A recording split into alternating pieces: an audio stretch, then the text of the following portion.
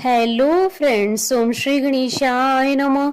जय माता दी। आप सभी का स्वागत है आपके अपने यूट्यूब चैनल पर।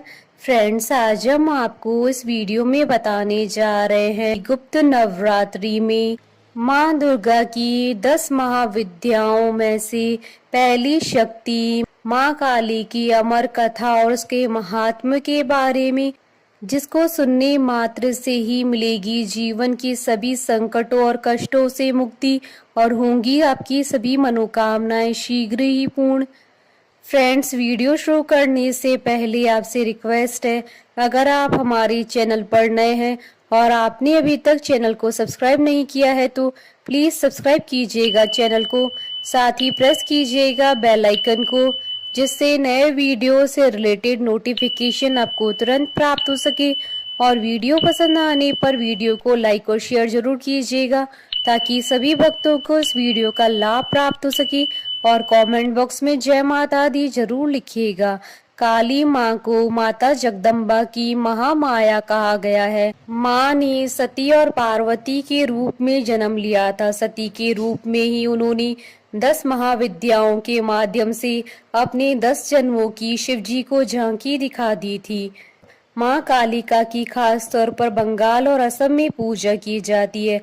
काली शब्द का अर्थ है काल और काले रंग से काल का अर्थ है समय। माँ काली को देवी दुर्गा की 10वीं महाविद्याओं में से एक माना जाता है।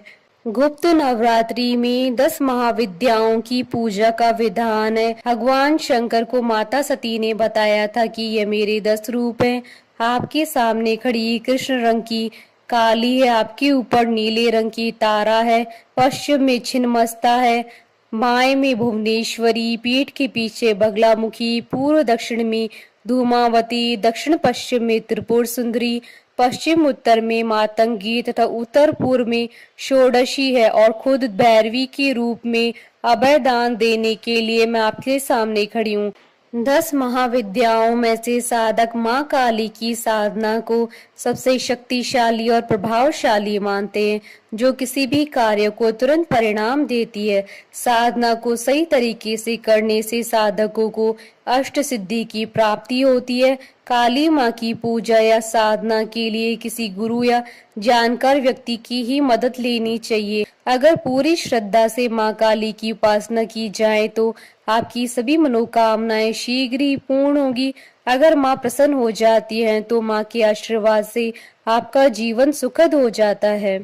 माता काली की पूजा या भक्ति करने वालों को माता सभी तरह से निर्भीक और सुखी बनाती हैं। वे अपने भक्तों को सभी तरह की परेशानियों से बचाती हैं। लंबे समय से चली आ रही बीमारी दूर हो जाती है। ऐसी बीमारियां जिनका इलाज संभव नहीं होता है, वह भी माँ काली की पूजा से समाप्त हो जाता है। काली पूजन करने से काले जादू टोने टोटकों का प्रभाव नहीं पड़ता है। हर तरह की बुरी आत्माओं से माता काली रक्षा करती हैं, कर्ज से छुटकारा दिलाती हैं। माता काली बिजनेस आदि में आ रही परेशानियों को दूर भी करती है। माँ काली जीवन साथी या किसी खास मित्र से संबंधों में आ रहे तनाव को भी दूर करती है माता।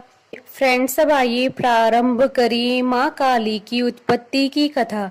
श्री मार्कंडे पुराण एवं दुर्गा सप्तशती के अनुसार काली माँ की उत्पत्ति जगत जननी माँ अम्बा के ललाट से हुई थी। कथा के अनुसार शुंभ और निशुंभ दैत्यों की आतंक का प्रकोप इस कदर बढ़ चुका था कि उन्होंने अपने बल छल एवं महाबली असुरों द्वारा देवराज इंद्र सहित अन्य समस्त देवता गणों को निष्कासित कर स्वयं उनके स्थान पर आकर उन्हें प्राण रक्षा हेतु भटकने के लिए छोड़ दिया। दैत्यों द्वारा आतंकित देवों को ध्यान आया कि जब महिषासुर ने इंद्रपुरी पर अधिकार कर लिया था तब दुर्गा माता ने ही उनकी मदद की थी। तब वे सभी दुर्गा माँ का आह्वान करने लगे।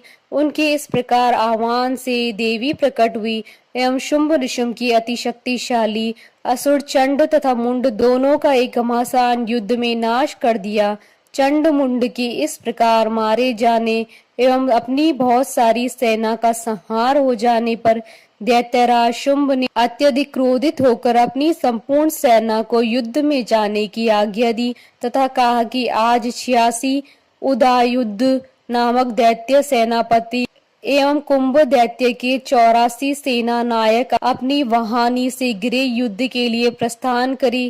कोटि वीर्य कुल के 50, धौम्र कुल के 100 असुर सेनापति मेरे आदेश पर सेना एवं कालक 2 हर्द मौर्य एवं काल के असुरों सहित युद्ध के लिए कूच करे। अत्यंत क्रूर दुष्टाचारी असुर राज शुंभ अपने साथ सहस्त्र असुरों वाली महासेना लेकर चल पड़ा।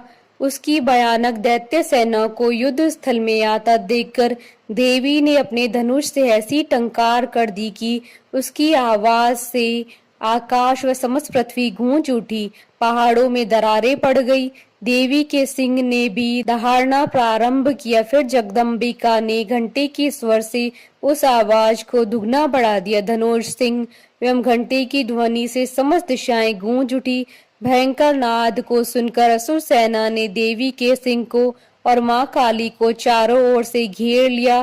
तदंतर असुरों के संहार एवं देवगणों के कष्ट निवारण हेतु परमपिता ब्रह्मा जी, विष्णु, महेश, कार्तिकेय, इंद्रादि देवों की शक्तियों ने रूप धारण कर लिया एवं समस्त देवों के शरीर से अनंत शक्तियां निकलकर अपने पराक्रम बल के साथ मां दुर्गा के पास पहुंची।